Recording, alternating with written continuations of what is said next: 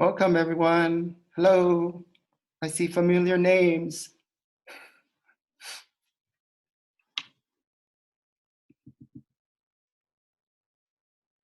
Wow. Hi, everyone. We're just waiting to get settled. It'll take a few minutes. We'll wait for people to arrive. I wish I have music to accompany this, but I don't. So and I'm a horrible singer. We are so thrilled to host this event.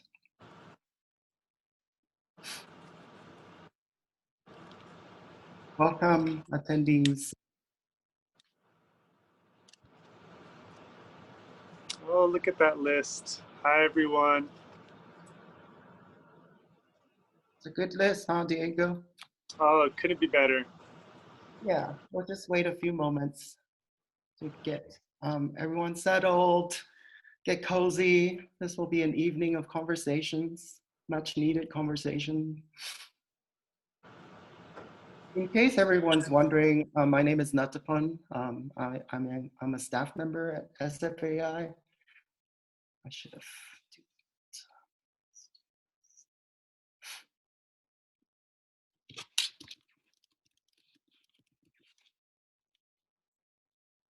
Right. I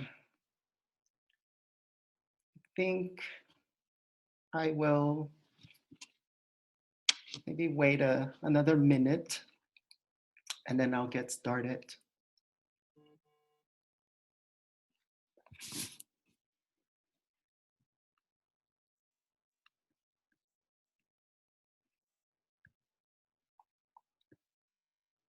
Okay. I know next time I should have some music. Hello, everyone. We're gonna get started in about a minute.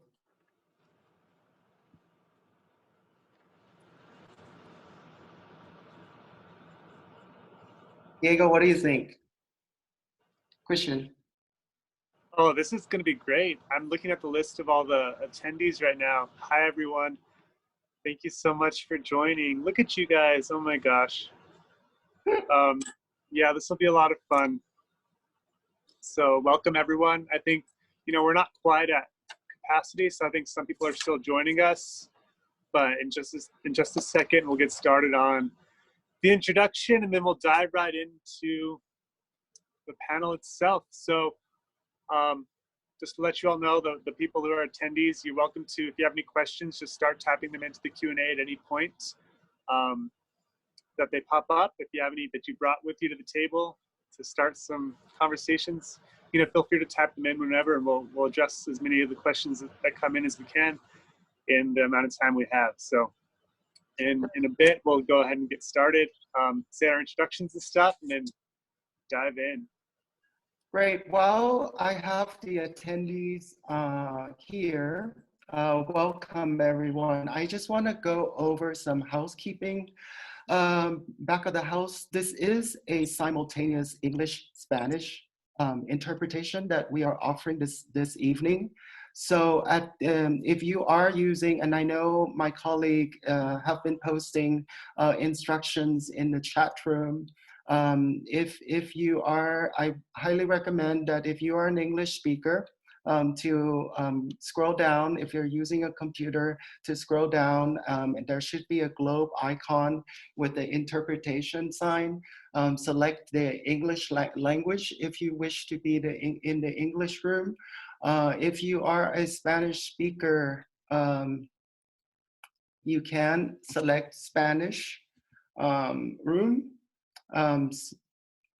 Because during this conversations, there will be a flow of both English and Spanish spoken. So for those who are bilingual, that is totally awesome because you don't need to do anything. No interpretations needed. So for English speakers, I highly recommend that you select the English room. So that when Spanish is spoken, you will hear the translation simultaneously. And again, any questions like Diego have mentioned, you can post them in the Q&A box. And I think, what time is it? I think I'm gonna start. What do you think, Diego, Christian? Do what you got to do, not to pun. Let's get it going. All right, let's roll, because I've prepared this script. I've been so excited to introduce Diego, Christian, and Alicia. So I am going to begin. Good evening, everyone, and welcome to tonight's gathering entitled Sifting Through the Sediment, a panel conversation featuring guests from SFAI's Tilt Podcast Unsettled Series. My name, again, is Natapon. I am the Strategic Initiatives Coordinator at SFAI. Before I introduce Alicia, Diego, and Christian, tonight's moderator and core minds behind Unsettled work, I request that all of us take a moment to regroup ourselves as we arrive at this virtual gathering.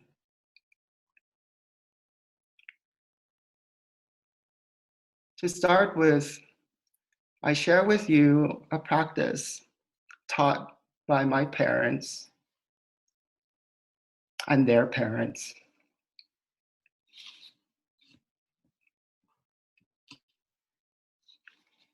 It is a Thai gesture where we Wai, Jiao Ti, Jiao Tang. This loosely translates to paying respect to the guardian spirits of the present space who have paved way for us to be here at this moment. It is an action that we take on when we arrived at a new place. A gesture to acknowledge the people who once lived here, and we thank them for paving way and for protecting us. This is what we do, and this is something that my parents have taught me, and my grandparents have taught me. So I share this with you. And so, wherever you're at, wherever you may be, this is a Zoom virtual space. Take a moment to slow down, to reflect on the place where you are sitting right now, to reflect on the people from the past who have cared for this place and who have paved way for you to be here. I'm speaking from Pecos, New Mexico, surrounded by piñons, ponderosas, and junipers. The American robin returns from time to time to say hello. The downy woodpeckers become my automatic alarm clock in the morning. Knock, knock, knock, knock, knock, knock, knock. And the rivers continues to flow. I thank the Sikuye people and their descendants who have cared for this land and have paved way for me to be here. It is with great honor for me to introduce Alicia, Diego, and Christian. Over the course of the past several months, I've witnessed their heart and soul poured into the unsettled work. I am thrilled to be part of their journey and to be here tonight to listen in on the forthcoming conversation. Dr. Alicia Inez Guzmán is a storyteller, a scholar, a writer. Her works critically deepen our understanding on such topics as land use, gentrification, critical art practices, and food sovereignty. Dr. Guzmán received her BA in art history from UNM and an MA and PhD in visual and cultural studies from the University of Rochester. She is the 2017 recipient of the Creative Capital Arts Writers Grant and the 2019 recipient of the Fulcrum Fund. Christian Gering is a multimedia artist from Catishita, San Felipe Pueblo, and the people of El Salvador. Gering's inspiration is linked to his passion for movement. He draws from running up peaks, down arroyos, and across a variety of landscape to translate these experiences into creative works that ties to the land, food, art, and self-empowerment. He is SFAI's 2020 Story Maps Fellow. Diego Medina is an artist and educator. His family is one of the original families of the historic Mesquite district, the old pueblo for the Pyro Manso-Tiwa tribe. Medina's work mixes mythology with elements of prayer to create visual narratives, often accompanied by poetry, that supplants the cultural history and imagery within the present landscape. And this is the kicker. According to his bio, Diego loves turtles, cute creatures like fairies and gnomes. He is also SFAI's 2020 Story Maps Fellow. And without further ado, Alicia, Diego, Christian, take it from here. It is all yours, my friends. Wow, look at that. What a peaceful intro. Thank you, Nathapan. I had no idea what to expect from that, but it was very nice. Now, who's ready to argue? Just kidding. But yeah, thank you so much, everyone, for joining us for this panel. Yeah, this Unsettled series has been such a fun journey. I mean, even the name itself, naming this project, I remember being in that conversation and just, thinking about ways in which we can combat settlerism in New Mexico and find, really dig deeper into these nuanced histories to do that. And that's where the name Unsettled sort of came from. And, this project really grew organically in so many different directions. And it's always been still rooted in these ideas of interconnectivity and stewardship of land, the vastness of ancestry, and the holiness of our home place here in New Mexico. And that's kind of where, we drew inspiration for what these stories would become. We've learned so much through the course of this podcast with all these different diverse interviews, and we've covered a lot of ground. And so we found it necessary to kind of have, this panel to really hash out some of those conversations and come together with some of the panelists who didn't get to meet each other and talk a little bit more. This podcast, it was as much spiritual as it was historical, I think. And, there's a lot of importance in that. And, we're going to continue to be doing this work. And, we're happy for the future of this project and where it's going to take us and the more stories we're going to uncover. But for now, this panel is a good way to wrap up this first 9-episode series, and thank all of our panelists for their contributions to these stories and to their unsettling of New Mexico.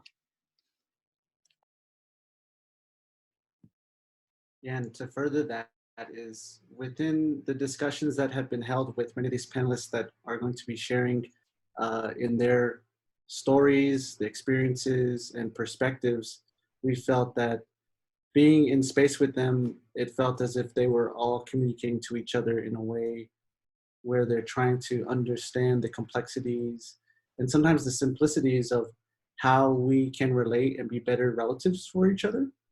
And yet so many of our experiences that we see within the greater media or within the greater, the greater communal sense is that there can be ways to disillusion us or to leave us feeling separated.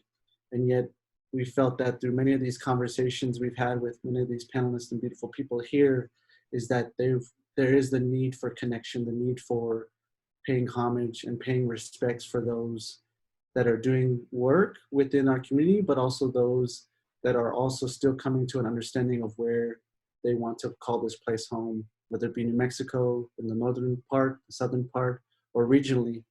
So Alicia, Diego, and myself were able to really come together to want to set an intention and use our community members in a way to bring forth these stories and these perspectives that that will hopefully further the conversations, further the introspection that many of us might be facing. And that's how I felt with this project has led us to this point of wanting to share this out with our community. So thank you. Yeah, and Diego, did you want to, Alicia, did you have something to share? I just have one tiny baby thing to share. First of all, I'm so happy to be in this space with everybody. Thank you. My heart is here with all of my relatives. One of the things that just dawned on me as both Christian and Diego were talking was where we started. And we really started this podcast in response to the collapse of a monument, specifically the Soldiers Monument here in Santa Fe at the center of the plaza. And what we realized and hope others to realize as well was that the issues around identity here have nothing to do with a hunk of sandstone and everything to do with unresolved ancestral wounds that we're still working through. And so the fact that we started off with this hunk of sandstone and moved towards community and towards being in relation, I think is really important to say out loud and to say here together, because we have moved from something that is completely, a symbol of state-sanctioned violence,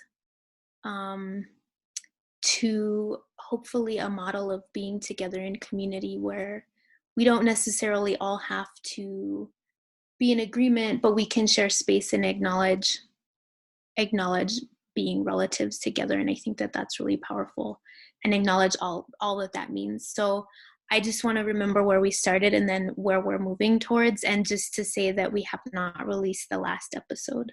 So the last episode is coming up, and it's going to direct us towards the future, specifically Indigenous futurisms. And so I'll leave it there and let Diego take it from here and Christian take it from here. So beautiful. Yeah, now really quick, before we jump into the questions, let's just have, a lightning round of all the panelists who are here with us introduce themselves. I'm going to call people by name if that's okay, and I'm just going to call it based on the order people are in on my screen. So Felicia, you're up first. How did I know you were going to call on me first, Diego? I'm so glad to be here. Haku, Maktuka, Felicia Garcia, Samala Shumash Ino, Ni Castro Iti. Hi everyone, my name is Felicia Garcia. I'm Samala Shumash from Santa Inez, California, and I'm very happy to be here with you all today. I am very privileged to live as a guest here in Ogapoge, and I work as the Curator of Education at the School for Advanced Research's Indian Arts Research Center. I'm really looking forward to the conversation today. There we go. All right, up next we got Miguel. Hello everybody, Miguel Torrez. I live in a beautiful village of La Mesilla, which is right across the river from Santa Clara Pueblo, Oquewingue, which is in the greater Espanola Valley. My work revolves around studying the histories of peoples of New Mexico, primarily northern New Mexico, through genetic genealogy. I'm the administrator of the New Mexico Genealogical Society's DNA project. I'm working with the Manitos project, which is wonderful. Both these projects are amazing, and I'm super honored to be a part of those projects and to put my efforts into good use and to be part of this conversation. And I just wanted to really quickly say that I missed the first couple episodes. And when I was tuned into the, episode 3 or 4, I was like, holy smokes, this is super amazing. These are the conversations that I've been yearning for. We have in New Mexico have been yearning for so long. You know, all credit to the New Mexico state historian and other folks, but those conversations are nothing like this, right? So keep it going, guys.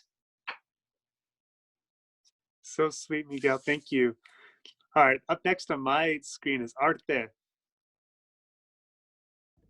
Hi, I'm Artemisio, Romero, y Carver. You can call me Arte, he, him, or she, her pronouns. And I'm from Santa Fe, New Mexico, or Ogapoge, as is its true name. In that capacity, I think I've got a few more weeks left as like the current Santa Fe Youth Poet Laureate. And I'm an organizer and founder of Yucca, Youth United for Climate Crisis Action. We work on issues of environmental racism and pollution. That's most of it. Yeah. Awesome. Up next on my screen is Fatima. Hi, everyone. Assalamu alaikum. My name is Fatima or Fatima, and I'm from Abiquiu, but live here in Santa Fe, Ogapoge. And I work with the statewide Women's Foundation, NewMexicoWomen.org, and I'm also a PhD candidate at UNM. I'm honored to be here this evening with you all. Thank you. I don't know why I was waving. Thank you. Up next on my screen is Juan Luis. Hola a todos, soy Juan Luis Longoria Granados, soy licenciado en Historia y soy maestrante en Antropología Social. Yo soy el Nantan de la comunidad en Ciudad Juárez y me dedico a la difusión cultural. Es un gusto estar aquí.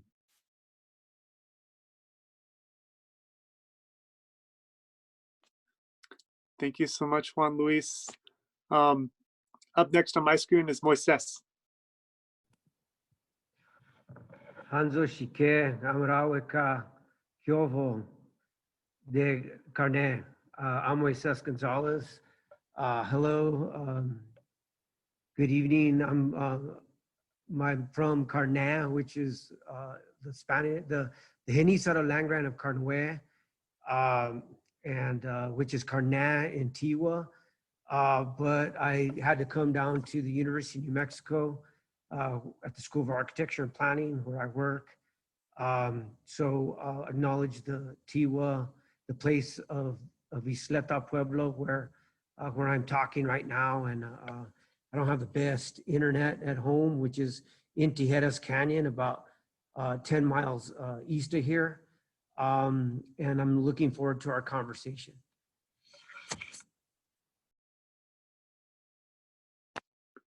Thank you, Moises. Up next, who is next on my screen? Where are we?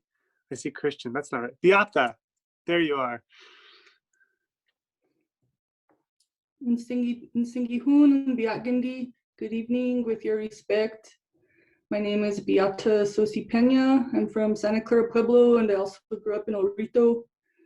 And I have a lot of hats, but I'm a mother, seed keeper, full spectrum doula, and I work for a nonprofit in Española called Tewa Women United in our environmental health and justice program.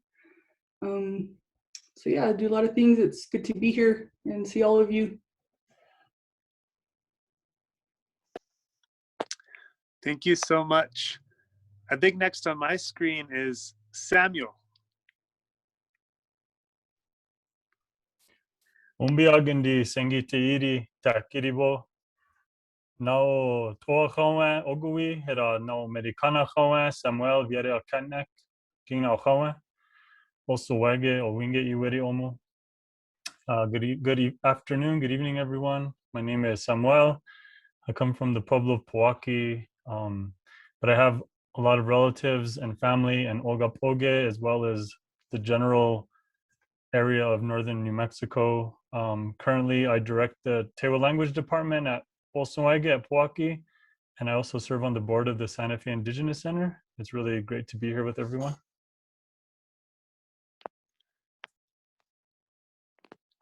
Thank you. Did I get everyone? Did I miss anyone?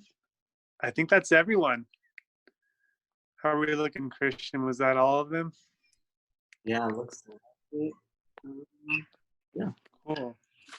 So I think, we wanted to open up this conversation. Let's just roll right into it. We wanted to open up this conversation with the idea of what it means to be a relative to someone, because I think that's something that in every episode was touched on a little bit in various ways. And, there's this interesting opposition that we discovered in these episodes between being literal relatives to one another, through ancestry and connection to place, but also, having this politicized, different politicization of our identities, make us see each other as others instead of relatives. And so the othering of the being seen as being different from one another, as opposed to understanding our deep interconnectivity here. And, our interconnectivity throughout history here is something we want to touch on to get the conversation started. And so the first question I want to throw out, and maybe it's in a few parts, but I think that's, helpful for everyone to kind of think of these ideas and get the conversation started, is what does it really mean to be a relative in the same, home state that most of us are from, or in the same general region that most of us are from, with a sort of different political identity. And the more, we start understanding, the ways we're interconnected through the historical research and through all the various means of uncovering the truth of who we are and how we got to be here, what is the future of our understanding ourselves as relatives in New Mexico? And so kind of that's what I want to throw out there to get the conversation started. Any of the panelists are welcome, or Christian and Alicia, if you wanted to clarify or build on that, but any of the panelists are welcome to, chime in and start the conversation.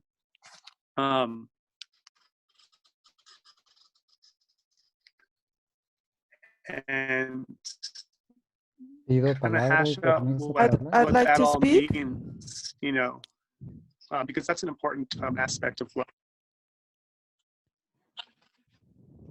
Of course, yes, go for it. Gracias. Thank you. Very important question. I am in this, in our concept of the world. For us, everybody is ende. Everybody. Only time and distance has separated us and turned us into different languages, different types of dressing, eating, different ways of looking. Somebody from Zimbabwe is ende as an origin in the conception of our world and humanity. Now, my people is around Arizona, New Mexico, Texas, Oklahoma, Coahuila, Chihuahua, a very large area. And it's very important, this about relatives. I'm from a tribe called Lipa Ende, and we are related with the Dahostain, or the ones called Apache Jicarilla. 2 years ago, I was adopted by a Jicarilla family. It was an adoption that's not only symbolic. I ran the Cochilla race, a ceremonial race in the Jicarilla Apache Nation, and I was adopted by the Velarde's family, specifically the grandfather Jackson Velarde. In our culture, when somebody adopts someone, it's not just as a friendship or getting closer. No, it's a literal. We turn into family. So much so that in our culture, it's very badly seen.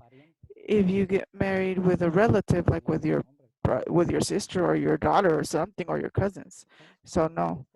So when these types of adoptions happen, it turns literal. So the children of the person that adopted me is my sibling, and I would not be able to have a love relationship or a couple relationship with one of those people. It turns into something very, very strong. That's where there are connections that are so strong in the family, in our culture, the Ende, also known as the Apache. In this area, I'm from Ciudad Juarez, Chihuahua, right next to El Paso, Texas. And in the southern corner, southeastern corner, or the southern part of New Mexico, and the same families that arrived with the Spaniards left their last names. Myself, being like a cultural rescue about our people that has been kept hidden for a long time. I have worked on genealogy, and what happens is that I find the same last names in all of our people that we are spread out here in Chihuahua, New Mexico, Coahuila, Texas. We find the same families, Velardes, Vigil, so many Moises. These are last names that are spread out a lot in our people. And based on that, we can find each other. The meaning of relative here in this context, it goes further than a blood relationship. There's this cultural context where it's a strong connection when people are adopted between different people from different families. But culture unites us, and the Spanish tradition, the last names that we have to pay attention that in the culture, in the European culture, the line that's registered or on paper is the paternal last name. So that's the one that continues from parents to children. But in the Ande tradition, which shares with other cultures that are here, close to the area, it's maternal lineage. What am I saying? Is that yes, the last name indicate the relationship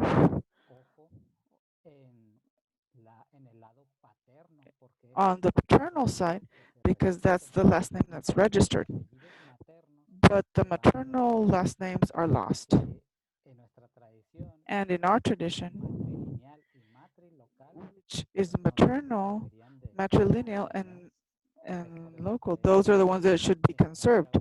That's why sometimes you find people that have twice the same last name. I have family that their last name are Longoria,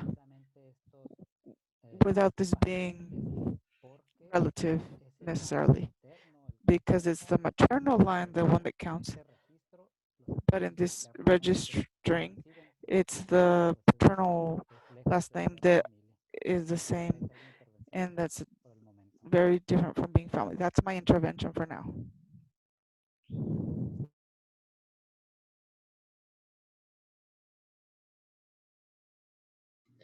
Oh, wow. Thank you, Juan Luis.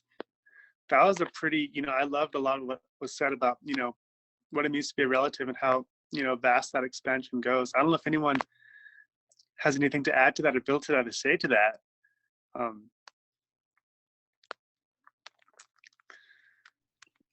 Yeah, I'd like to chime in on that. So what does it mean to be a relative? Well, it's not simple, right? Because we can take blood relationships and, we probably all have stories of our very close relatives that we don't acknowledge for one reason or another, as where, we may really be attached to other community members that we may not have very close blood relationships to. So I think it goes beyond that, right? I think it goes, it's fundamentally about respect, right? And acknowledgement. And I think, with the work that I do, I look at it a little bit different because I see the genealogies like was just mentioned. I see the genealogies and how our family lineages are so interrelated over the hundreds of years. Right here in northern New Mexico, we're all related in one fashion or another. And I bet you that extends down south as well. And so I think, from that perspective, we're all so interrelated that we are relatives. But it goes beyond that. It goes about respect and how we treat each other, how we're good community members. And it's, I think those are the true elements of relatives. So we can have a neighbor who is not from New Mexico, has no blood relationships to us, but may be the best neighbor in the world. And that is our relative if we treat each other with respect, in my opinion.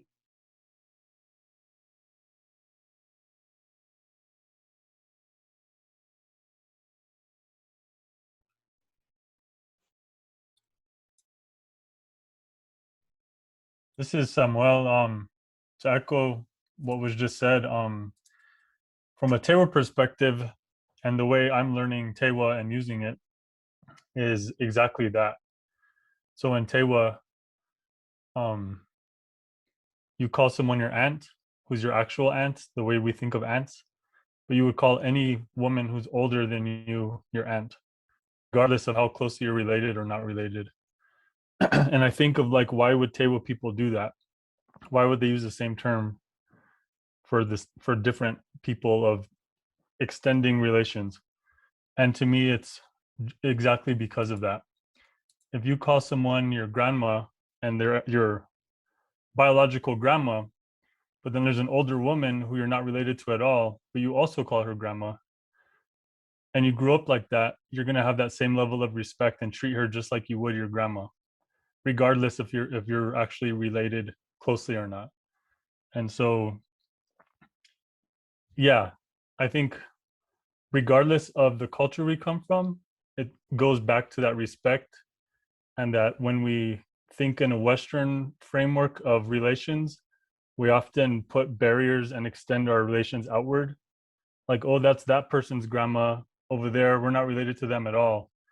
But if you call that lady your grandma, even though she's not your grandma, you're going to treat her differently. I just wanted to add that. In a similar way, when I was growing up, in my family, like a Latino family, I had like a lot of people who were my aunts, many of them who were not like my genetic aunts, right? But then their kids became my cousins, and I had more grandparents from that.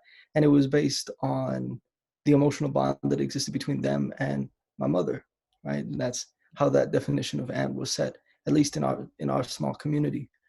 But then in a wider context, by the time I became a teenager, you start to realize that our society, and especially Western civilization, spends a lot of time qualifying personhood. I started maybe 2 years ago working specifically around climate work. And when you start doing that, it's hard to not start thinking of the human species, to use like what is relatively sterile scientific language, as just one group of people, because the threat is towards us as one group of people, right? To clarify, it is communities of color, marginalized communities that do already fare the worst and are impacted the worst by both the creation of climate change and its results.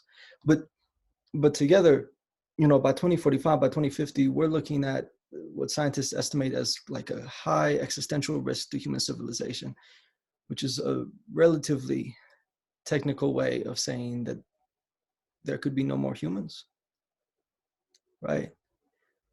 And I think in that context, the process by which Western civilization likes to qualify personhood and likes to say, well, I'm not of the same in-group as this person, and so they don't deserve all of the empathy that I normally reserve for those inside my group, becomes really dangerous when we're facing threats that are harmful. Almost all threats are, but that are kind of universally harmful across boundaries of culture and distance and geography. And so it's hard not to think of our world as, like the human world, as a world of relatives.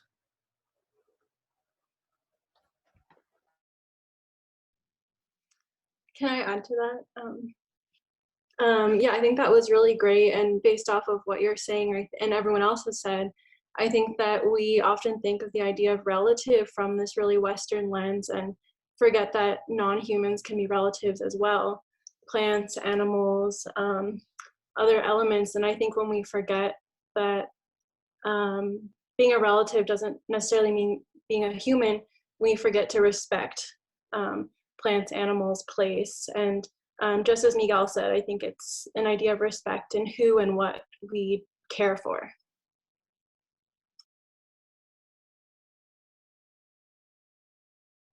if I could further maybe expand upon that question, is if there is that respect in mind that stems from many cultural practices and things that have been in communities that have existed prior to contact, what do you think is challenging that respect now to where in communities like in New Mexico or many communities around the world where there's this polarization between communities? And what would you feel is happening in situations like that, where maybe there is misinformation or narratives or even erasure of people's stories being promoted in a way to disconnect us or to separate us? Can I take that one? Because I just, when you mentioned that, it brought me to the episode when Alicia's talking about the ways in which identity was created around statehood. And I think it's also about like this nation state project, right? So like if we go to like where it is now, it's all a rights-based society. So it's like somehow we get one up on each other because we have a certain access to rights, right? Where if we look at our indigenous perspectives, me as a Genízaro, and going back to something that Juan Luis was talking about, I feel, we have a complex history in Carnuel. I honor my Jicarilla ancestors in there, my Namana, Comanche, Tiwa, but there's these ideas of separation based. And so we have to watch out. Identity is a good thing if you're trying to preserve it, but it's also complexity because it also becomes this rights-based society. I've been tuning into like what's going on with various indigenous groups that are one-upping each other in Canada. And I just hope that movement doesn't come here. And I think where I see, the movement that pushes against that grain is the seed-saving movement, the indigenous sovereignty, food sovereignty movement, the traditional food gathering around climate change, which is another thing that I think we need to tune into. And I see when this respect comes, when you get a seed from, I grow tobacco that I got from an elder from Isleta. Now I'm giving that back into various communities up north. And if I gather a prickly pear, which is a very Inde way of gathering or different herbs. And I think in that circle, I think among the various indigenous groups in New Mexico, when it comes to seed sovereignty and food sovereignty, I think that movement talks a different language than this identity politics that we're getting. So although it's important to recognize your place, to be a good relative is to not place yourself in a position of superiority, which really comes from white supremacy.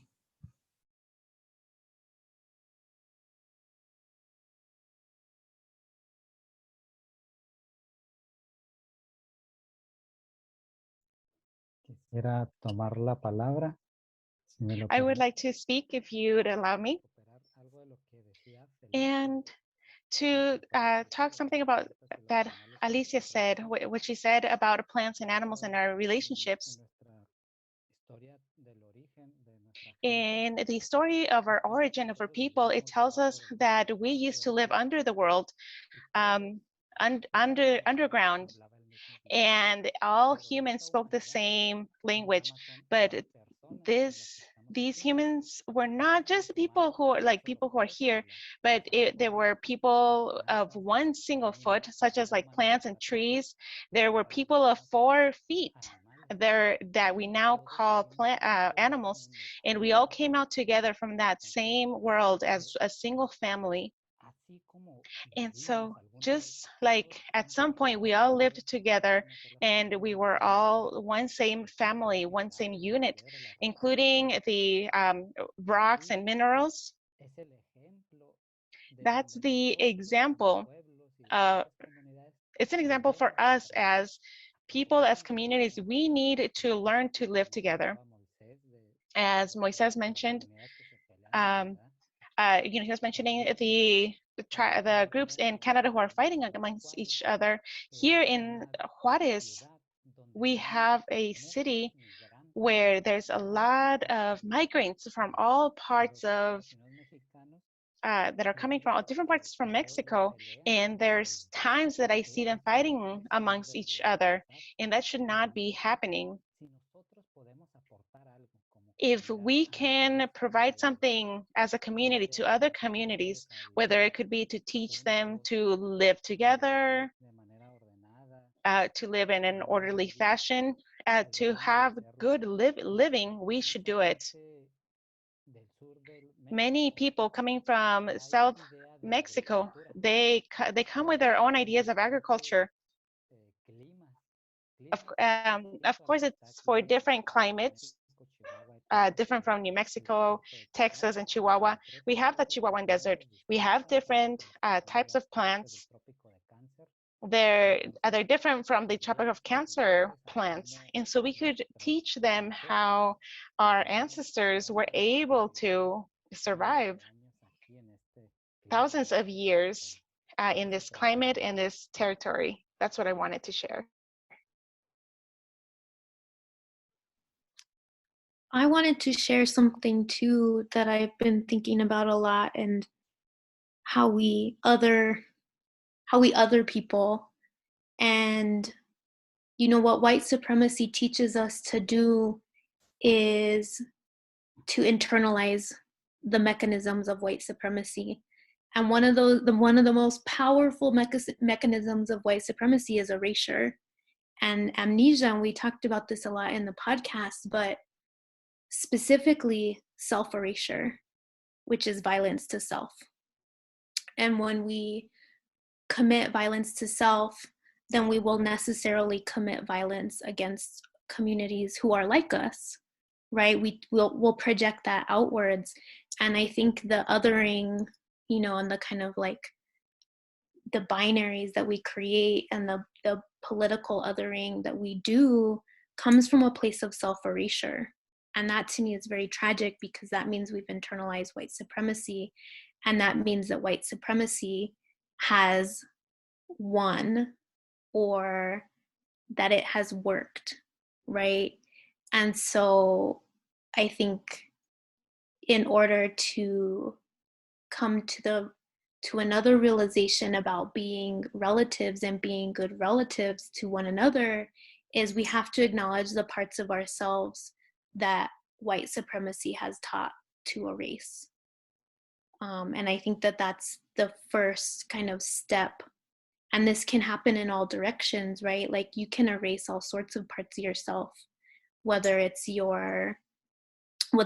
in gender, you know, whether you erase parts of yourself that are gender that you don't want to claim, whether it's ethnicity, whatever that means, you know, whether it's your ancestors. So I think that like the mechanism of white supremacy is erasure. So the mechanism of decolonization is remembering.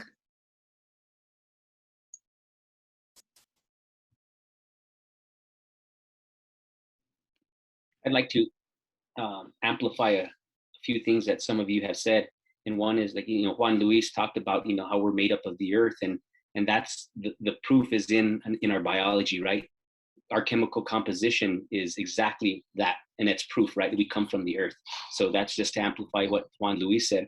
To amplify, you know, Moises and Alicia, right? We are made up of a lot and many. And what I mean is that in our histories, we are, you know, we're not one thing, right? Our ancestries are many things. Our identities are built on a few of those identity, you know, a few perspectives, etc., and how we navigate life and our evolution. But when we think about it, right here as Nuevo Mexicanos, we have a deep history to Iberia. We cannot deny that. We have Greek connections. We've got all sorts of other, you know, histories in Europe. And those people came here and they did some horrible things, but they did some good things. We also are of many different tribal origins, right? We have Apache, Navajo, Comanche, Pueblo, all sorts of different things in our history. We can't deny that. It's been suppressed in us, and they tried to erase it, but we're getting it back, right? And so when I think of that, I think it's super complicated. So how can we be good relatives to anyone if we don't acknowledge those histories, right? We have to, we have those Jewish ancestries way back in time, right? So we have to acknowledge that. Doesn't mean that we are Jewish, but if we acknowledge those pieces to our puzzle, that'll make us solid in who we are, no matter how we identify or how we feel or what we're comfortable with. But if we acknowledge those, and we're all individuals, so we're gonna acknowledge those in different ways. Once we do that, we're gonna be basically at peace and good relatives.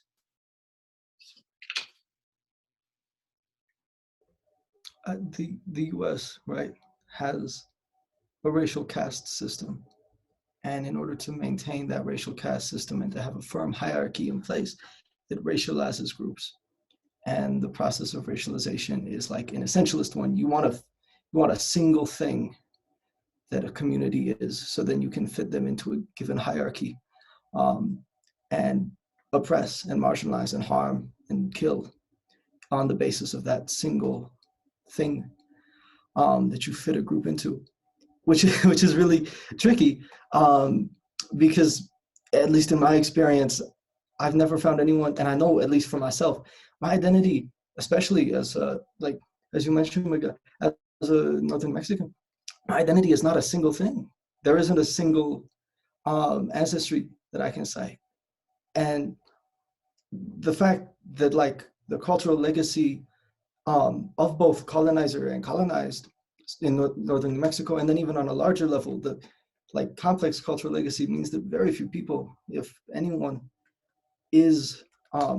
does not contain like multiple histories and peoples and legacies and cultures and even just personalities and traits and beliefs and ideas. We have a multiplicity inside us. And that process of racialization, like Alicia talked about, is a process of destroying and forgetting and erasing and minimizing people down into one simple lie that they can tell about themselves and they can be told about themselves.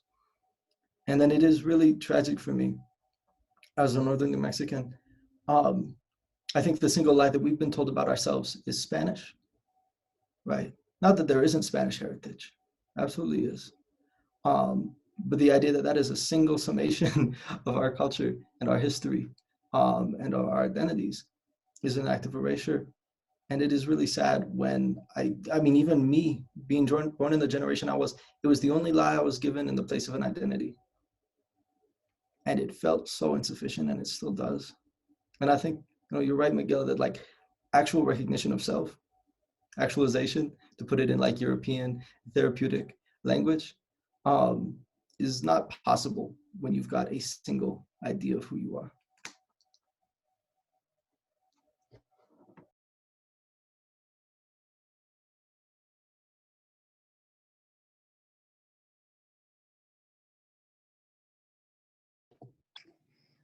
I'll say something.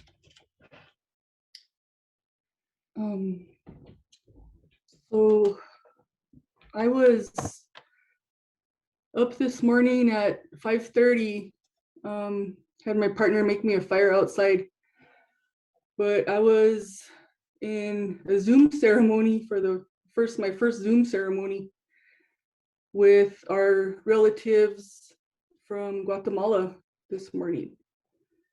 And they're in the process of commemorating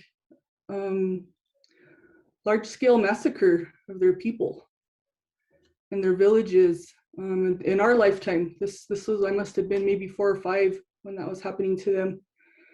And I think about what had to have taken place for that to happen, and where I was this time last year up in the mountains with them.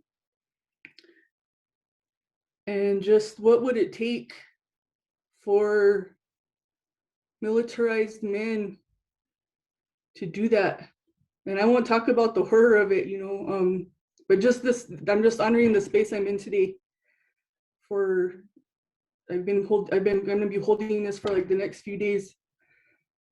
And it was, that otherizing came with that original violence of it, that intention to separate peoples from the land, to where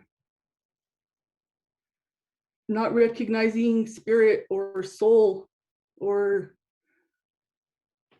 what a relative means is that we returning to that like divine energy as forever beings, you know, and that we all go back to that, and not so being disconnected from that is the only way I can think, is that like how those layers getting internalized so much to where you're not only able to otherize someone, but you're able to totally disassociate from yourself to enact incredible acts of violence on others and on the earth. And you know, when people were talking about their relatives, it's like, yeah, we grew up with like knowing the mountains as our grandparents. We grew up, you know, knowing everything as living beings. I have about 6 children that I claim as my own because I gave them their Tewa name. And knowing that was a big responsibility of like, okay, I'm gonna be this mom to all these kids, you know, and starting to step into those matrilineal roles that were mentioned, and kind of too soon. But because of capitalism and colonialism, inflicting so much harm on our people through like addiction and violence and suicide and things, we're losing our elders, you know, and so like people are having to take up these roles. But just to say that we have always been sharing these spaces with each other for a long time, and who's to say that people you might have a connection with now that you didn't connect on a level spiritually long time ago, or that your grandparents or great grandparents didn't connect on a level sometime through other relations. But we're not meant to know everything, you know, and so but I think about that constant attempt to separate us from the land.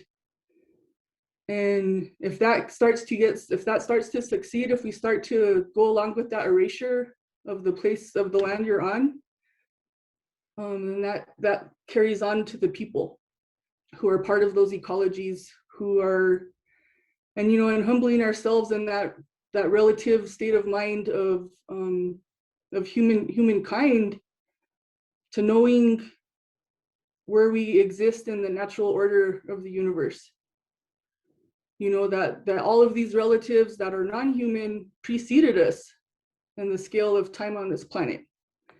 And so there's a way that when like I hear our elders pray, they're thinking everything before they even get to humans. And so how do we even humble ourselves to not get so tangled up in identity, but just look at what are we supposed to be standing up for with these relatives who brought us into being, who saw us come into being as humans, that now need our help, and that there's genocide, not just on our environment and our peoples, but like on massive scale, funded by this country, for the sake of these systemic violence. And why, and all of these, I think identity politics keeps us spinning our wheels to distract us, so that now we're not rushing to the border to free these children from these detention facilities. That now we're not up in arms for, like, why haven't these people 40 years later got the reparations they needed for their villages being covered, flooded by a hydroelectric dam and being slaughtered, you know, like, there is no, like, it keeps us from acting on those things that we feel at a spirit level. And I want to see us stop with this already. And like, what is it going to take for radical transformative change to where we reconnect with that true purpose of being in relation and taking our place among this land and with our plant relatives and our mountains and our waters and our relatives from the south who we've been in relation since time immemorial. You know, so that's what I wanted to say. Thank you. I love that. Thank you so much. And I really loved how you brought it back to being centered on the land, because we got really invested into talking about identity, but right, all identities are part of the mythologies of politicized places of land, right? Like even like how Arte was saying, like there's this Spanish myth, like Spain is like a nation state that does not accurately describe that piece of land, right? And so like all identities are in some way to connect people back to politics, connect people back to political nation states, or you know, entities of power that govern over pieces of land that shouldn't be governed over in those ways. And you know, I think, gosh, this is such an important transition in the conversation, because it really does, like Beata was saying, like affect people to have, you know, when identity gets in the way of connection to land, that's a problem. And it's important to always think about how identity is being used against people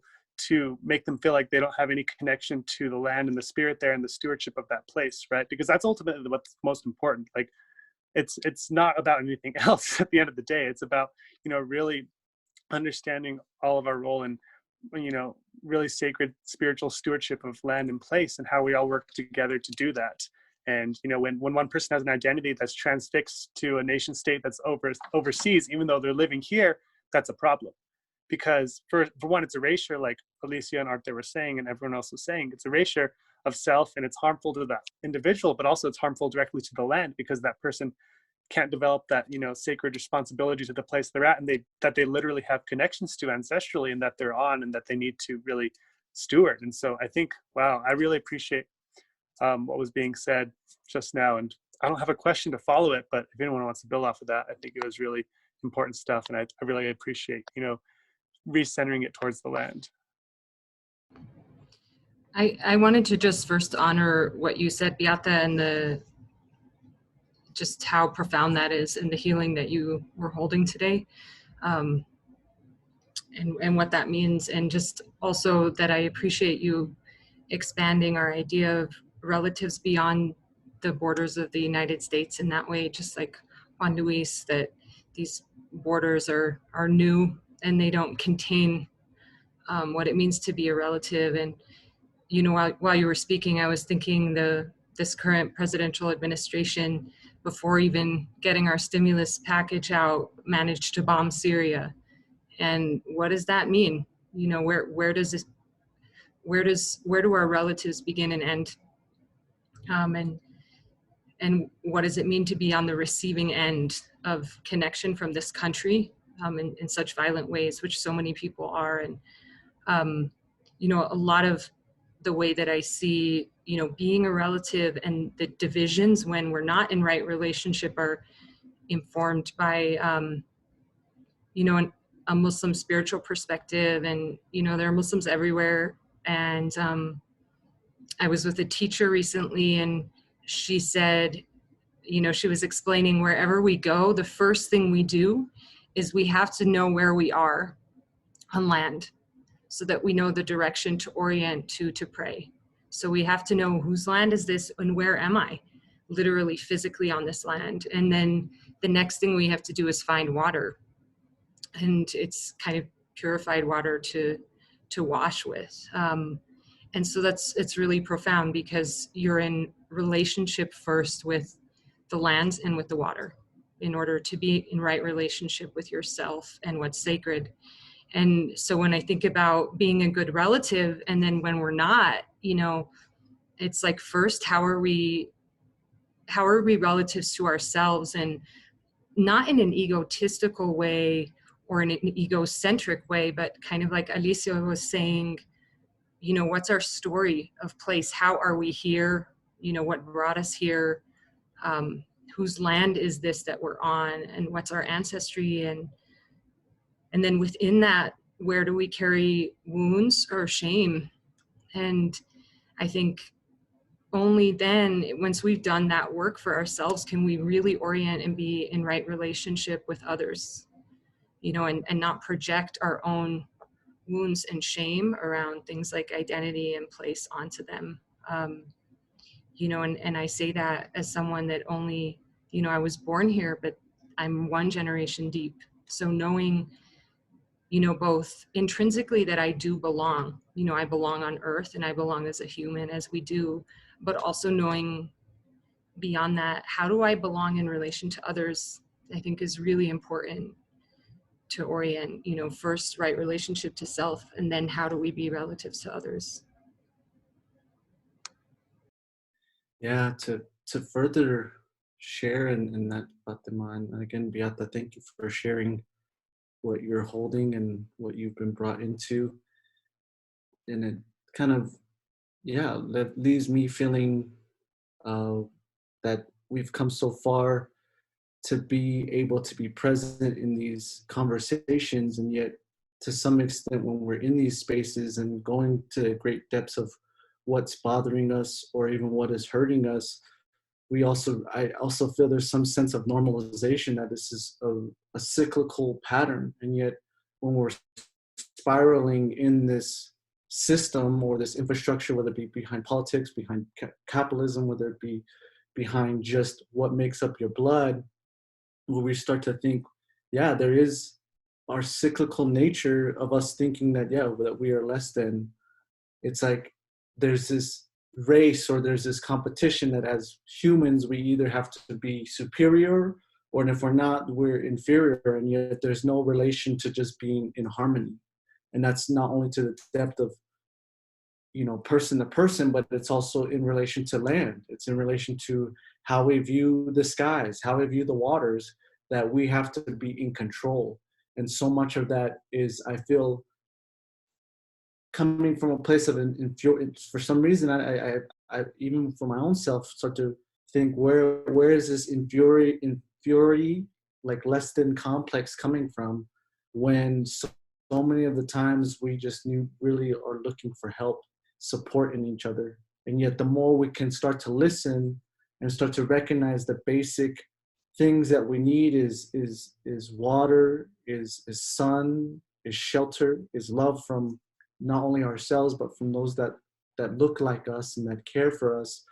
It just seems that we are further in a way of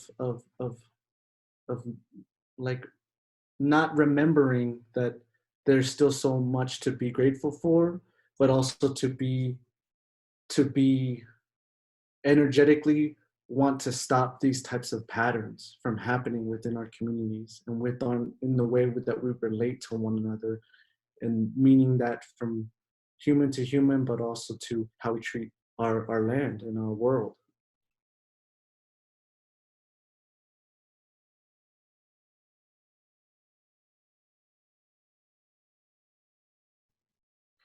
What this makes me think of is how do we differentiate between politicized identities, nation-based identities, racially based, and cultural identities?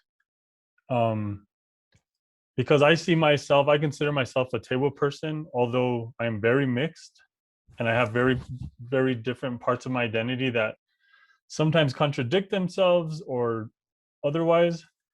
And I think if we look to our cultural identities, we'll often find that we have more answers that will be beneficial to what we're trying to do. And it doesn't separate us from other people. It just sort of tells us who we are and what our instructions and roles are. And the only thing I've ever been told, coming from a Tewa perspective, is that when you pray, when you do anything that is asking for something, you're doing it for everybody, not just yourself or not just for your community. And it makes me think of, as you unravel those layers of your identity, it's not enough to say, I'm part this, I'm part that, I have lineage here, but it's then, what is your intention now that you have that information? What are you going to do with it? And what are your actions going to look like? When I think of white supremacy and Western culture, is the way it's manifested itself here in the US, is everything is very human centric and we're only thinking about ourselves. And so that's something we have to do. Like for myself, I'm speaking for myself. When I talk about or when I think about delivering language programming in a holistic way that involves ethnobotany and more traditional ways of understanding the land and our relatives that live that are not human, it's always something for me that is how do I go beyond just talking about it and thinking of it as this ideal? How do I act it out? And it's a learning process the whole time. It's not just, I'm going to go plant outside and there I could check this box. I'm now in one, like, you know, you have to overcome all of these misconceptions and all of these previously inherited ideas that you were taught as a kid or any point in your life of how do you challenge the way you're addressing it and how do you realize it. It takes a lot of work and a lot of time, but it's always worth the effort.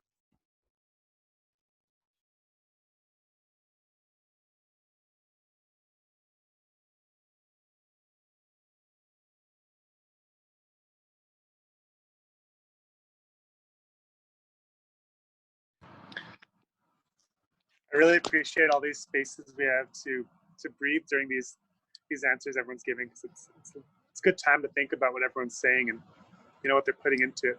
And I agree with a lot of what Samuel's saying. You know, like, a lot of people fixate on things that aren't ultimately what matters the most about a person's identity. It's about being an extension of, you know, the spiritual practice of your community and your people and how you carry that forward the best you can. It's not about, you know, fractionalizations, or that's not a word. It's not about fractions, or it's not about, you know, understanding yourself from an individualistic perspective, but about understanding yourself holistically, just like, you know, how Samuel was saying he approaches language holistically. And so the way the language relates to the place that, you know, it was spiritually imbued to be in is the same way we got to understand ourselves to relate to one another in the place that we're spiritually imbued to be in.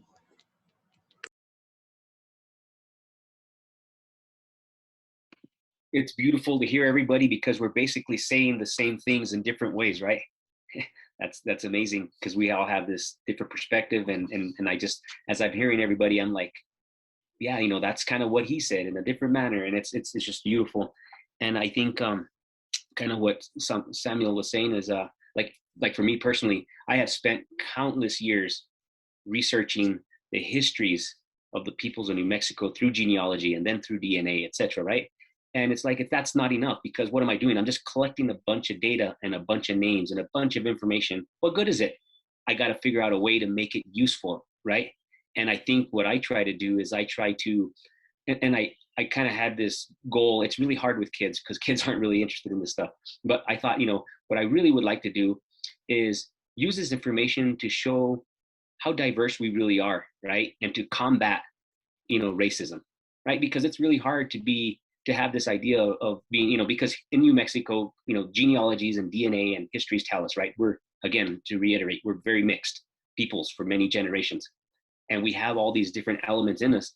And, you know, we may identify with, you know, specific areas of this, right? You know, and then I think that's what the beauty for me is when I identify as, you know, I love to identify as Genízaro, because to me, it encompasses so much.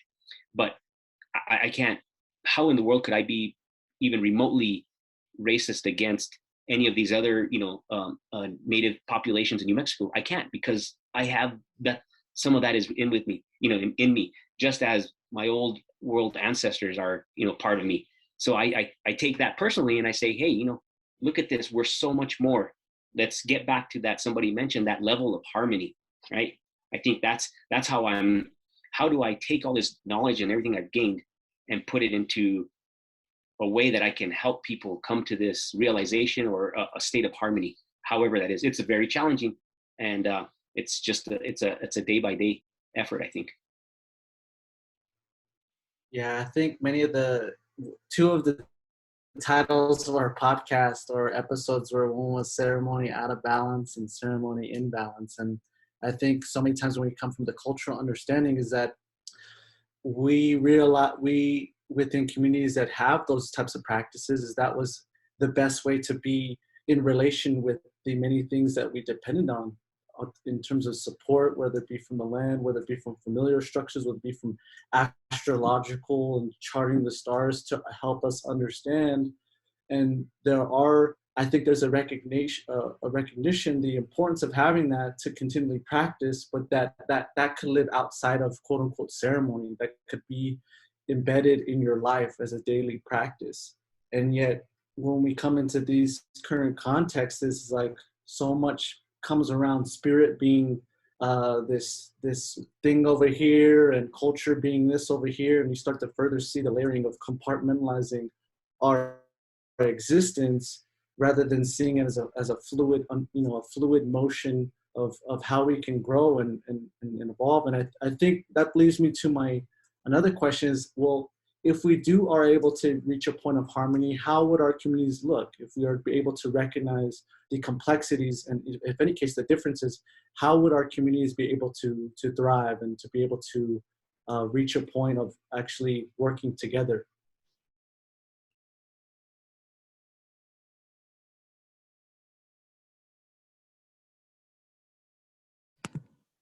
I don't know if I could kind of just jump in there just because I feel that's an important question. Christian, I think that you all, that Alicia and Diego and yourself, I think one of the points that I think of the whole Unsettled Podcast series was, you guys delved into outside of the binary and the in-between, and those are the spaces that people just aren't comfortable with. We're acknowledging that now, but we get into these identity politics and these niches, and they play out like they did with the obelisk, right? You're either somehow for, this nationhood project, or, it was agitated by outsiders that came in, and, that's all we heard, right? But no one really can, but you guys brought out, like, why can't we go to the unsettled part and have a conversation and start about the conversation with the uncomfortable space of the in-between. And when we start on the opposite aspects of the binary, that's where we're at. I mean, I got cold here because I went to School of Architecture and I put on my saints and sinners, right? We're either saints or sinners, right? You can't be in between, So I just think what you all did was really good about exposing that uncomfortableness that we all experience. And I think that's where we need to kind of continue these conversations rather than the way the media, the way that the New Mexican or the news kind of puts the obelisk in these conversations of opposition, rather than really exposing the intentions of the white supremacy that embedded why these popular systems of thinking, how they even emerged.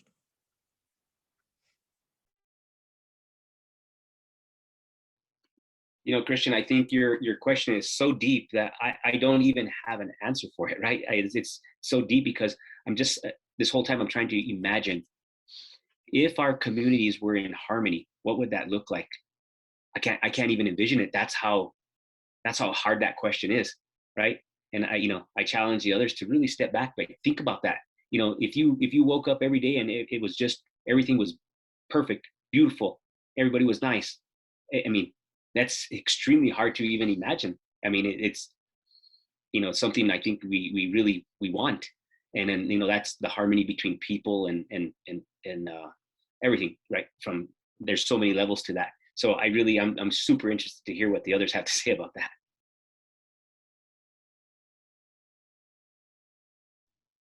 I'll chime in here. Yeah, I think it's, as Moises said, I think it's really important that you all have used your platform with this podcast to hold space for so many different identities and different stories. And I think, to me, that is really harmonious. I think it was Christian who was maybe talking about the colonial concept of there only being one story, or the most important story, or the most important identity. And that's just a colonial concept. And to me, this is just really amazing. And a great example of harmony and how we can hold space for one another.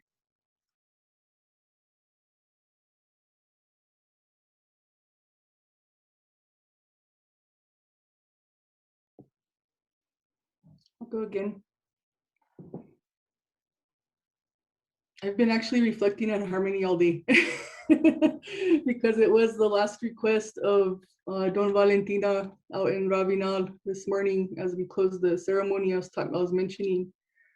And it seems to be the people who come from extreme violence who understand harmony the best and the importance of it. And from my Tewa perspective, you know, I hear this acknowledgement, and to me, that's about, you know, honoring the different energies that we hold internally, and also honoring the energies, the cosmic energies that we exist in. And that's a whole other conversation, but it doesn't mean that it doesn't mean a world without stress or strife or hard paths or adversity, but it does mean that we're not actively killing our environment. You know, it does mean that there isn't this constant militarization and globalization of this like global colonial project to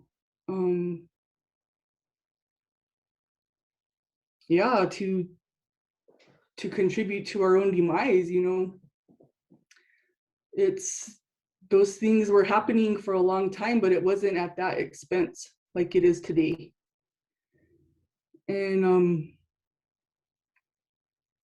you know, I think about just traditional roles too within our community, and going back to the original question of like a relative, and people were talking about respect, and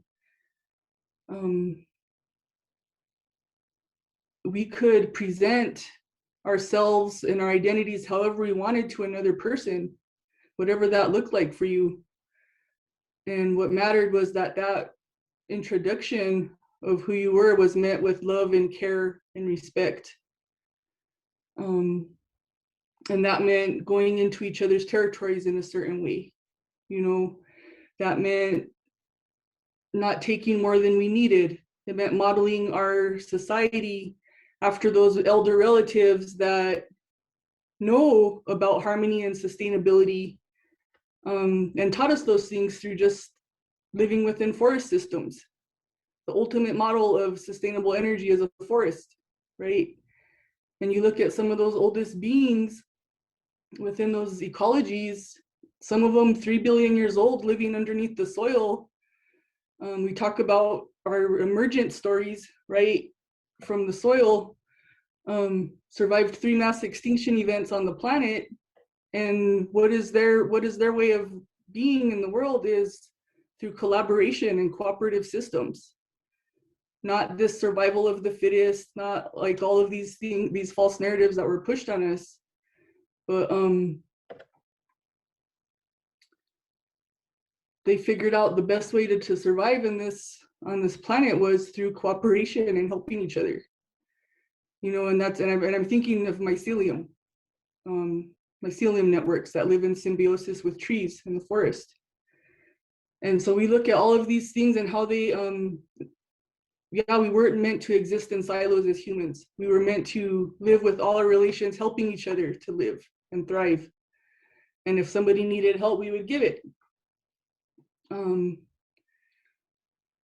And so we really have to look at these things that are throwing that harmony out of balance, like capitalism and colonialism, and seriously know that is the fight for all life on this planet. That the indigenous peoples are indicator species for all of life on this planet, and like the rapid rate at which life is leaving this planet. There's even tribes that are intentionally leaving this planet that have gone celibate. because they know that they're not going to be able to sustain themselves here anymore. You know, and so these are like, because that harmony is so upset, it's so out of balance. So those are just some thoughts on that.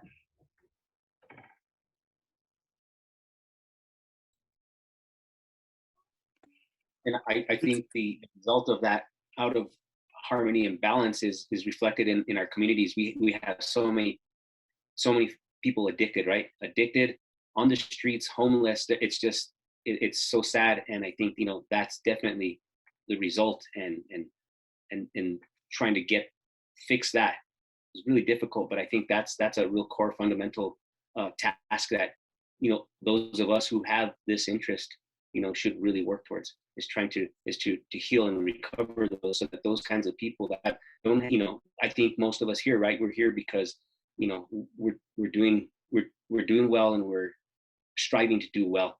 And some of those people out there don't have these opportunities that maybe we have, and we need to reach out and try to build that harmony within them. I've already spoken a few times, and I think I have so much to learn from all of you, so I'll be very quick, try to be. When you say harmony, the only way I can conceptualize that, maybe it's because I'm young, and I can only conceptualize it as solidarity, that we can harmoniously resist state violence. There's a place called Fort Sill, and it was initially where Geronimo and his peoples were held, and then later it was used as a Japanese internment camp, and now it's being used to house migrant children. And of course, the only reason that border exists, that they're using as a justification to harm migrant children, is through the cause of white Texans wanting to continue the slave trade into the Southwest. And so they use really different words, they call us maybe different slurs, and the way that they harm our communities can be different.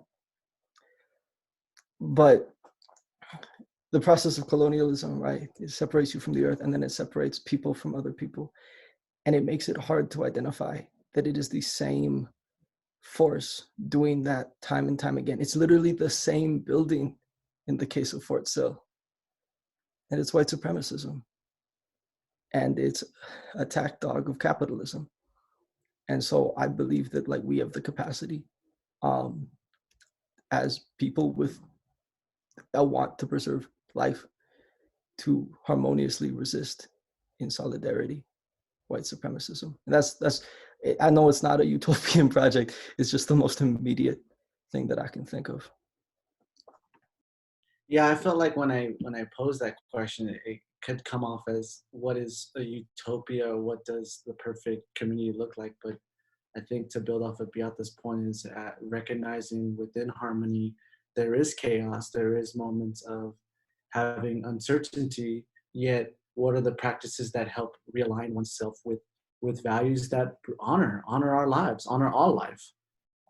And some things that have come to mind during our conversation has been the fact of, what is our rush as humans to, like, feel we are in a rush for whatever, to push ourselves to be productive, to feel as if time is of the essence, when really it really is, and yet we're not present to really help ourselves to unpack all these different things, whether it be if there is someone dealing with an identity crisis, or if it is recognizing we are treating people at the border in a way that is not respecting of their life. It comes down to all these different things, but yet it's in a position where we feel as a common person, or just if we're not involved in that situation, we should rush away. We should rush to think that our lives are that much more important, when really what might happen to those can and has happened to us. It may just not be in this lifetime.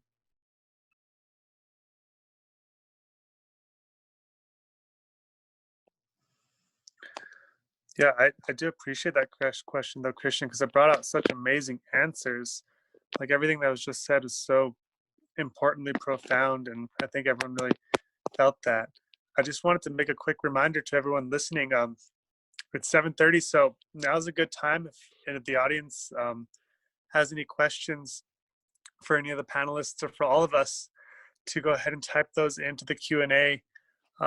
We could read those aloud, and we can get those answered, and, you know, have some more conversations about those questions you all may have. It could be about anything we've talked about now, or it could be about anything in the podcast in general that's been addressed. It could be towards an individual panelist, and they're part of the podcast. But go ahead and type in any Q&A questions you all have that are listening in, so we can start answering those and get as many of them done as possible. So I see we already have 2 questions. One's just a really sweet message, so thank you. And then the other one's a pretty sweet question too, but I think we already covered most of it. It's the decision making and determining the podcast medium. Yeah, it was, like I said, it was pretty organic. It started, as Alicia said, with the obelisk and these schisms in Santa Fe, and a real energy was released when that obelisk fell down, and it brought all of these panelists here today together and in community to have these conversations. And so that's kind of where it went. It's kind of, we weren't in charge by no means of how this unfolded. There was definitely a lot of forces at play that brought everything together for this podcast. So that's my answer to that. But please, I would love everyone, if you have any sort of questions, to submit those now so we can get them answered.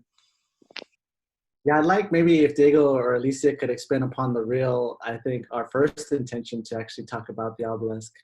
If we could think about what one of our conversations around making a video or National Treasure, is that what you're talking about? I'm talking about. That's what stems moving into podcast for. Yeah, the real story was that this started as a National Treasure parody, that we were going to make a video, that National Treasure style, about the obelisk and the history, and uncovering what was underneath it, and get into a bunch of these secret society stuff. And then here we are today talking about land-based relationships and the need to come together in community to save the planet. So thank you, Nicholas Cage. Yeah, it was definitely a parody. We have a lot of imagined but never acted upon parodies that will be made one day but haven't been yet. But yeah, I think we always knew that it would be a narrative, whatever was happening, instead of something like strictly conversational, that there would be a narrative involved. And it was just really about figuring those pieces and putting them together in such a way that it made sense. And but I think a lot of the direction came from community and like what was actually happening around us at a very specific moment, and then just like a lot of weird brainstorm sessions.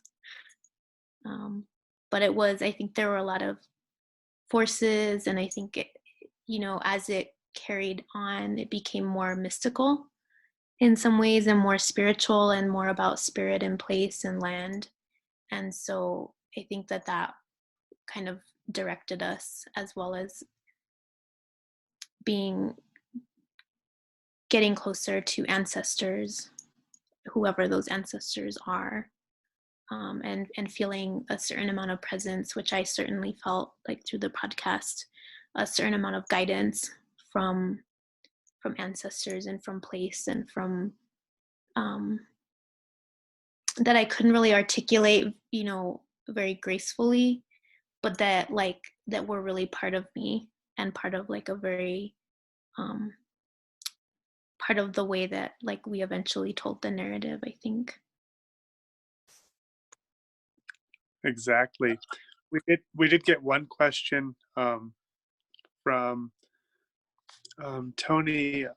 So the question is, I would love to know what you think would be meaningful next steps to continue, broaden, and deepen this good work you have been doing to engage the complexity of identity and belonging, and hopefully build towards greater harmony with each other and the land, as well as our more than human kin here in northern New Mexico and possibly beyond.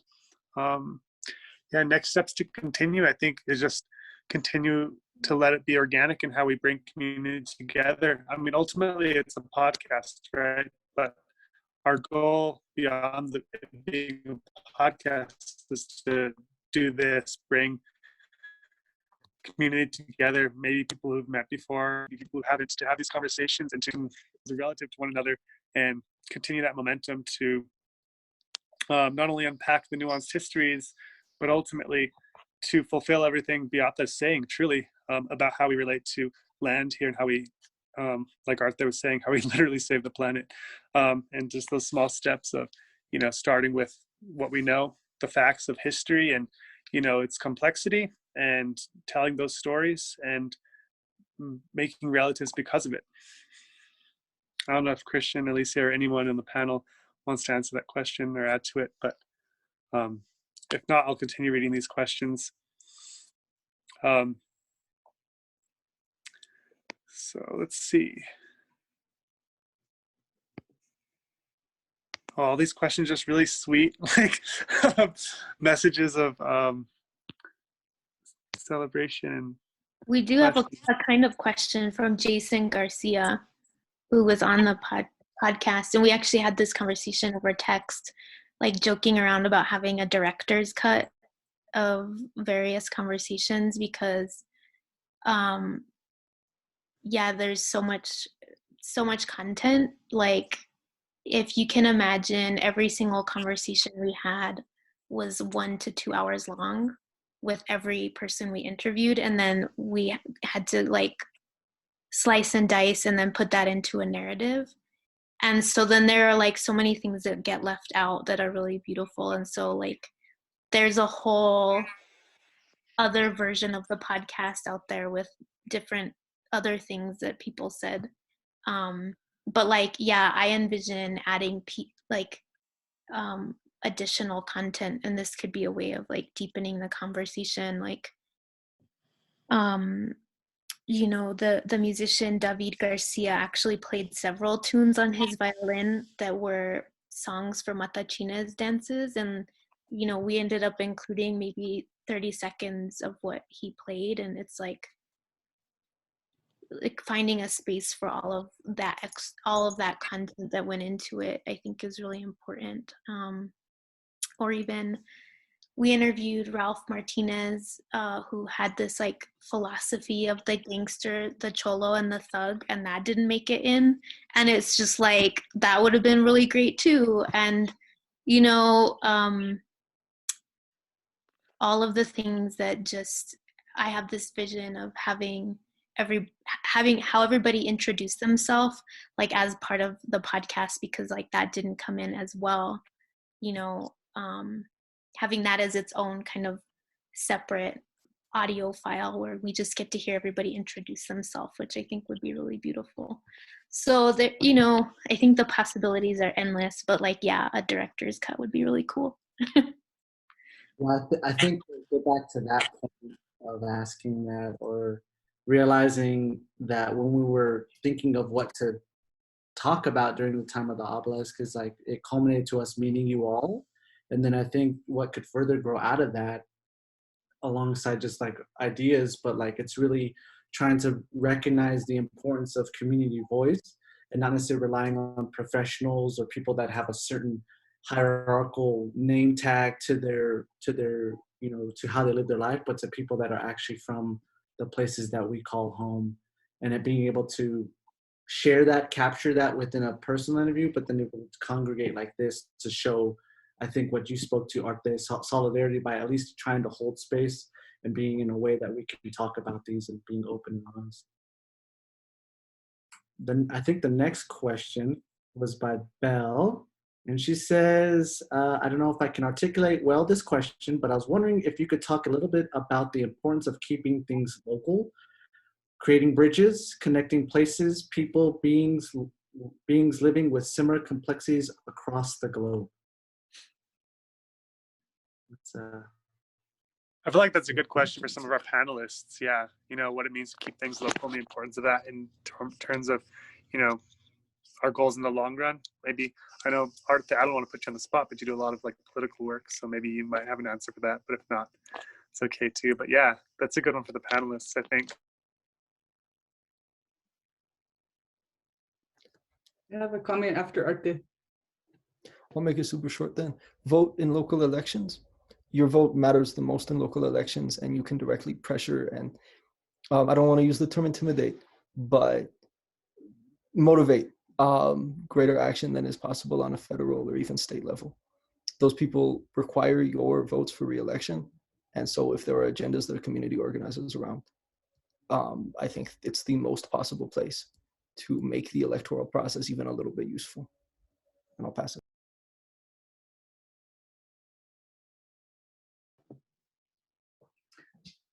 I wanted to just talk a little bit about thinking about keeping it local and, you know, the issues of the violence to our relatives in the South, but like that comes from true solidarity, knowing the violence that we face right here in our backyards. You know, you guys are talking about the obelisk. There is direct threats to Indigenous women and Indigenous relatives as a result of that, that you have to be careful what you feed if that's what's coming up. And like, where's the focus on that redirection of that violence? You know, and like, yeah, this energy gets released, but then where does it go? And that's where it's, you know, and so it's been really infuriating to see people from our own communities direct that violence towards Indigenous women and relatives at a time when we have one of the worst statistics for missing and murdered in our state and in the nation. And when we have on the table right now plutonium pit production happening at a scale probably quadruple what it was back from the inceptions, to where we have a serious fight on our doorstep to save our lands and waters, to where all of these things are going to be completely irrelevant when we don't have water to drink because it's contaminated, or we don't have seeds to plant because they're all been touched by pollen that's transgenic. You know, when we don't recognize that patriarchal violence that is marginalizing our LGBT and transgender communities. And so like when we were talking about harmony, this isn't, you know, that's everywhere. That disharmony is everywhere. And there isn't a community that hasn't been touched by, you know, that disconnection in such a way that we are playing it out on each other. And I know we've come together in the past to unite for these greater goods, you know, and I just really want to put it out there and put a call that we have our work cut out for us, and we have to all stand up to these things when we see it happening, and not just use it as a dialogue or use it as something to study, but as very real violence that is happening on a daily basis to our diverse peoples. And so I just want to honor and recognize everyone who has to live that every day.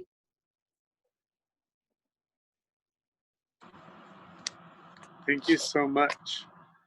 The next question it looks like we got actually, you know, is about the obelisk, and it was many Hispanos who are upset about the obelisk destruction. That feeling of loss is much deeper than solely the crumbling of a structure.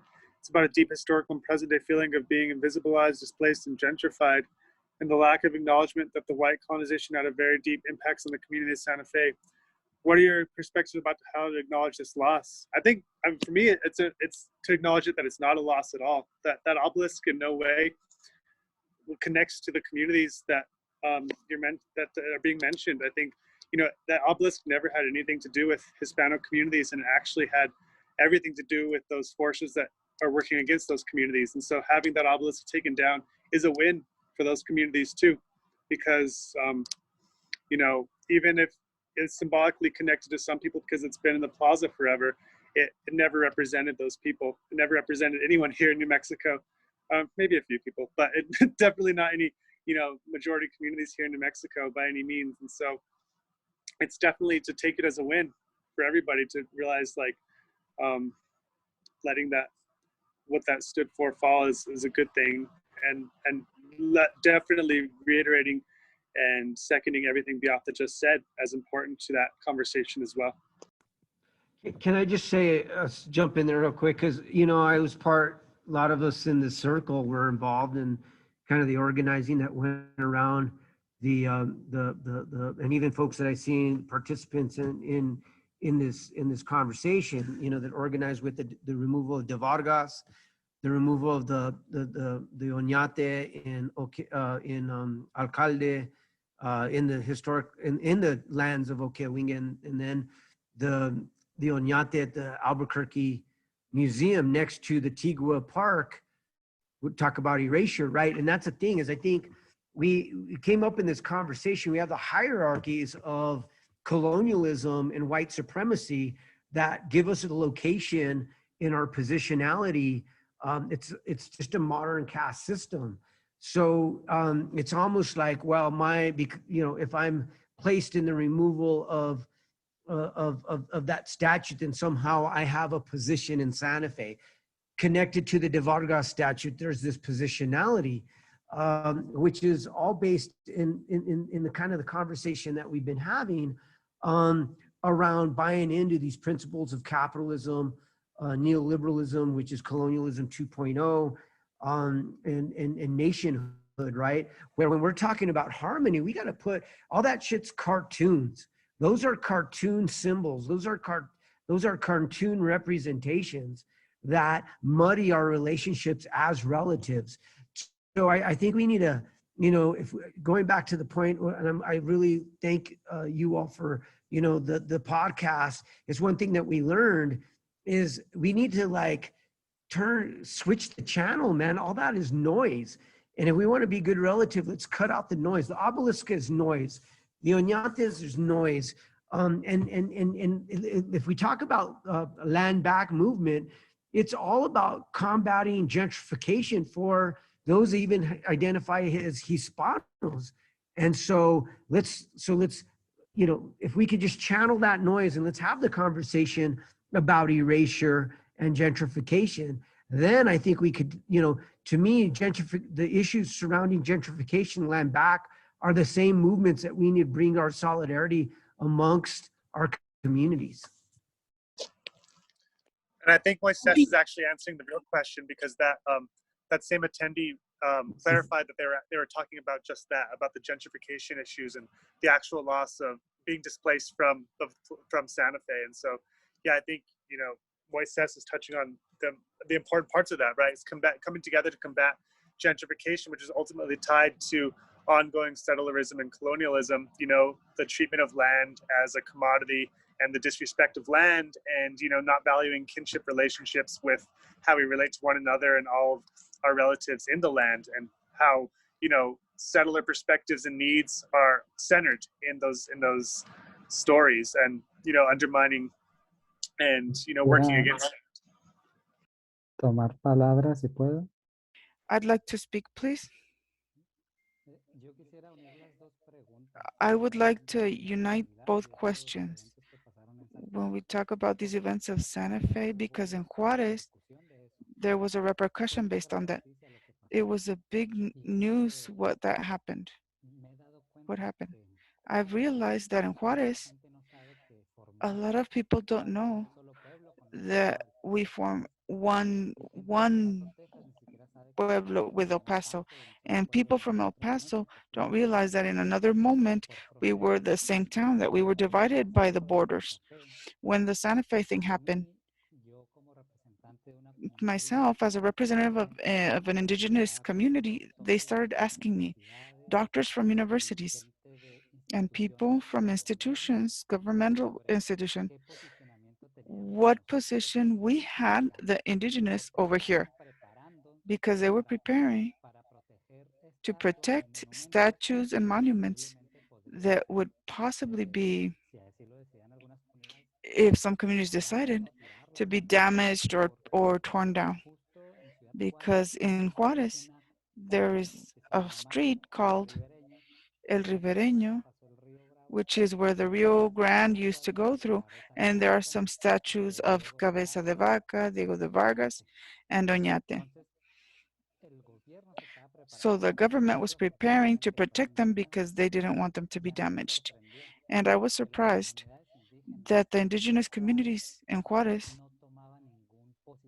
would not set a position, would not take any positions. There are many communities that are kind of asleep. They asked me, what do you think? would you be organized to take down a monument or a statue? In that moment, I thought, what do I think and what does my community think? My community did not get organized at all. I asked other representatives from other communities, what did they think about that? They asked their communities and they didn't take a position either. What I realized is that there's a lethargy. People from different communities that don't see the dimension of the problems that we're going through.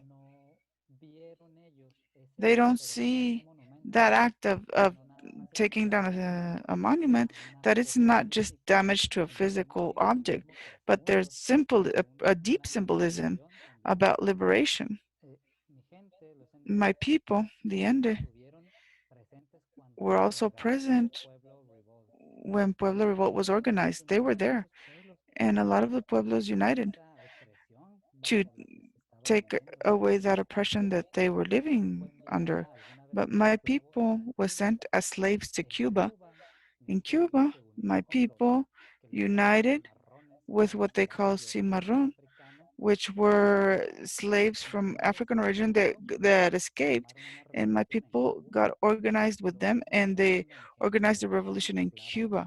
Also, when my people was taken as slaves in the mines in Parral, they were organized with the Raramuri and the Otomi and other pueblos that were there, and they organized a revolution. So what can we learn? And what do we realize? That getting organized gives us power. But as long as we stay asleep and people continue being asleep, a lot of people, they don't wake up. It's an advantage to the oppressor that keeps their systems that are total destruction, and they have their symbols and their statues where they show all that power and the influence that they've showed over the pueblos or communities that they have damaged and the land. Because now I'm going back to another issue. They've talked a lot about, capitalism has been talked about. It's a culture of individuality, of being only one, to think about yourself and not think of community. This is something brought by Europeans with their system of nation states or state nations. And that's only ethnocentric.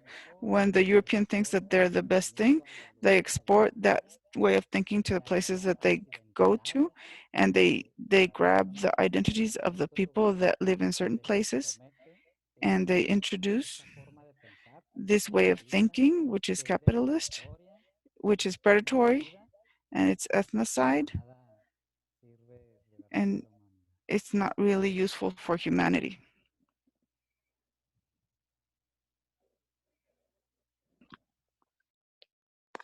Thank you so much. We got like 5 minutes left, so I want to make sure we have time just to breathe again and say thank you to everyone for being in this conversation. We had so many meaningful things said, and every single voice that was shared here today was so important to the entire conversation. And we wove together something really beautiful with all of this. So really, truly, thank you. I really loved it. I love this a lot. That's all I really have to say right now. It was great. I don't think we have any other questions from the audience that was unanswered. Maybe we do. Oh, we do have one more question, but perhaps we have time for it. Alicia, we're going to say something? Well, yeah, I think that this is coming in with the following question about addressing gentrification. So, right. So I think it's important for us to talk about gentrification now and how it's unfolding right now as like a problem that we're seeing with settlerism, with the intersection of settlerism and real estate, I guess you can say, and how, for instance, we have like on the historic east side, you know, the displacement of families there by, you know, by people who are building really big houses, and that when they add additions, then the tax base changes and that shifts everything out of place. And I think that's really important to acknowledge, and to acknowledge that loss, as that attendee pointed out, because that's deep connection to place. And I think that like, I think the other part of that question, or one part of that question, is also, you know, it's gentrification is one part of the loss, but like the story of gentrification that we talk about, or this chapter of gentrification, is actually 150 years old. It's not just what happened in the 70s or the 80s. This chapter is actually much older, and so I would, you know, really ask people to look to the earlier part of that chapter, because I think that tells us a little bit more about what's happening now than what's more recently happened. And in that earlier part of the chapter of gentrification was exactly what we're talking about, is how American imperialism taught us to forget that we were related. And that is the greatest loss. And it's so, when we think about gentrification and changing tax bases in the 70s and 80s, and how that's affecting people now, and even, you know, a decade ago or so, like, by the time that happened, there was already a separation in our community, and this outside force, Anglos, telling us who we should be and how we should perform a certain kind of identity. And there was this influence telling us that we needed to perform whiteness in the form of being Spanish. And that was the greatest, I think, that was the greatest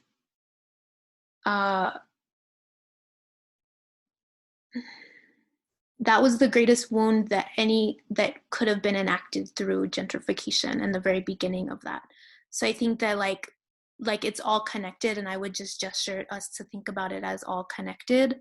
And then once we're able to think about it as all connected, and also to think about like the fact that the Hispano, you know, loss is not disconnected from what's happening with our Native relatives.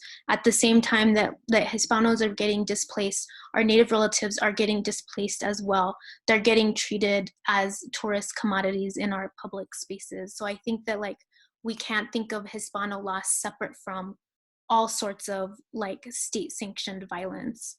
And it's really important, again, to come back to this question of solidarity and being in community together, because that's the only way that we can fight further gentrification on the South Side. To answer the other part of that question that the anonymous attendee asked, is that like once we realize that we are connected, and that the forces that have been separating us for so long need us to get together to fight them together, that's how it's going to work. But it takes us going back much further into the story to really recognize the violence of that separation, and the violence of amnesia and erasure, and like the papering over of certain narratives. And then, you know, I think it's also important, as Beata said, that when all of this stuff was happening in the summer, like violence was getting misdirected and displaced onto our into the indigenous women in our communities, and it is still happening, and it's, you know, we're still seeing othering in our communities. And so I think that like we have to recognize that kind of lateral violence as well, and also like protect those people and use the privilege that we have, like even amongst ourselves, to be able to do that work as well. Right now it's 8:01. So I think on the note of, you know, protecting our community and protecting our land and understanding how we're in this together, I want to once again say thank you to everyone for being part of this conversation. This was really meaningful, and we'll definitely find a way in some capacity to bring all these voices back together. But in the meantime, we're here. So if anyone wants to continue the conversation, whatever form, you can email us or whatever. But thank you to all the attendees for listening in. Huge thank you, of course, to all the panelists. And this was really beautiful. And with that, I think we can close this off unless anyone has any last words to say. I know maybe Christian and Alicia want to say one last thing, but it's 8:02 now, so I'll stop talking.